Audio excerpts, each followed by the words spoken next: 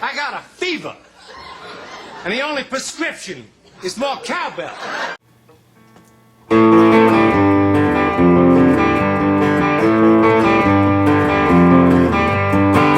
Romeo and Juliet are together for eternity.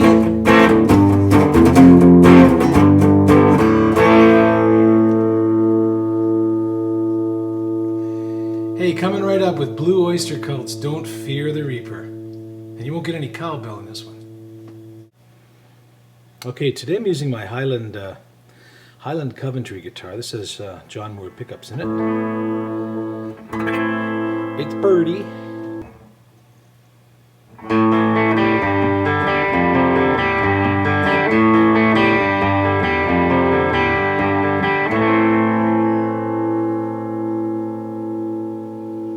Okay, let's break down the classic riff that introduces this great song.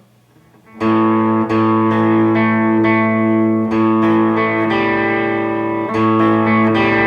going to play A minor, but I'm going to pick down on the A string, the 5th, 4th, and 3rd strings, and then lift up my finger and play the open G. Those are the first 4 notes.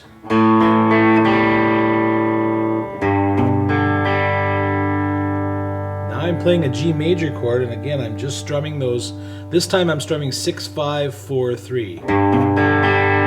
So again.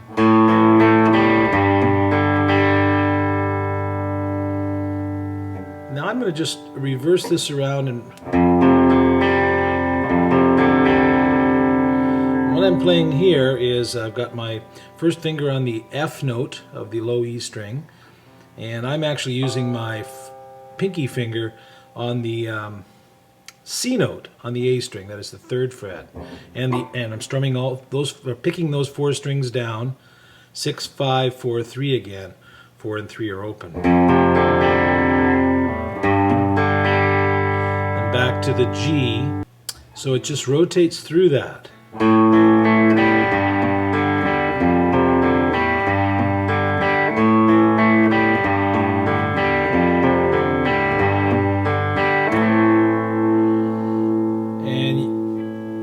When I first played this, it was a little bit tricky. You just have to practice this to get it a little bit smooth and make the strings clean. It's easy to mess up a little bit if you're not super concentrating, so super concentrate.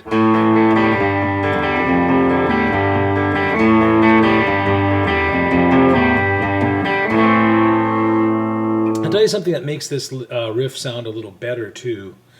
This arpeggio, I believe it would be called. Make it sound a little better if you emphasize that G string. The open G string is in all 3 of those arpeggios, and I would say just give that a little extra push, the open G string. I'll try and do that this time to make it noticeable.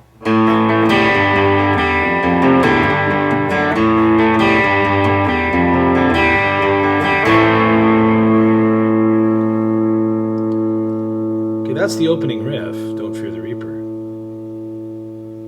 Okay, in addition to the opening riff, you're going to need some chords here, which is an F bar chord. And you're strumming basically the bottom 3 strings here of the F and the G, which sort of makes them an F5 and a G5 chord. And then we're going to go to this chord. And that is an A without the D flat note in there. Without that note, it's an open B instead.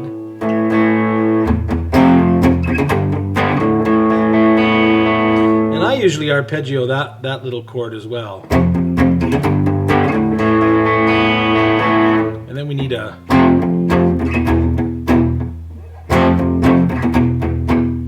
and that's an F, E minor. So again, it's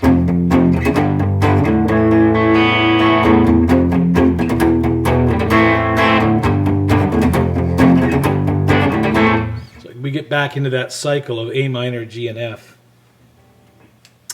And actually for the first and second verses, I believe it's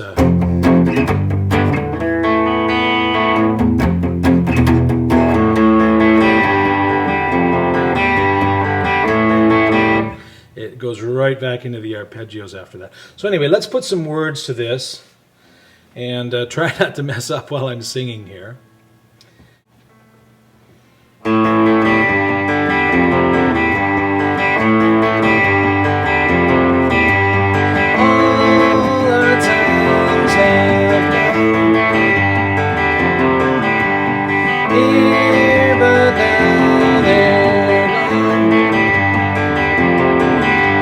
Seasons don't fear the reaper, or the wind and the sun and the rain. We can be like they are. Come on, baby, don't fear the reaper.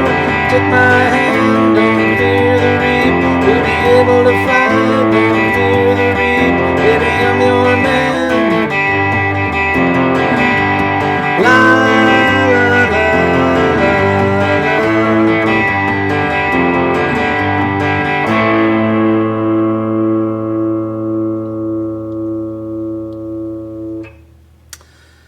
Just going to show you this one other little part here. We'll just move the keyboard or fretboard down a little bit for you here.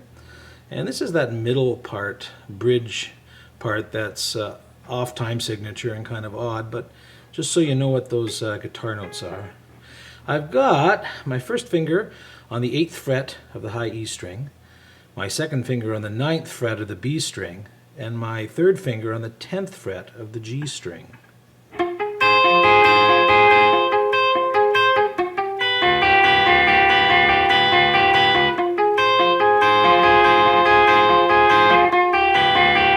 And all I'm doing there is sliding the first and second fingers down to the 7th and 8th frets instead of the 8th and 9th frets.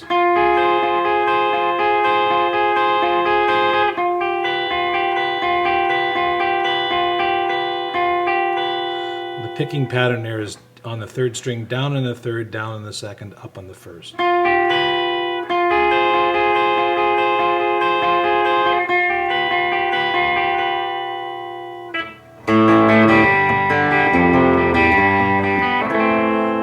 Back into our 3rd verse.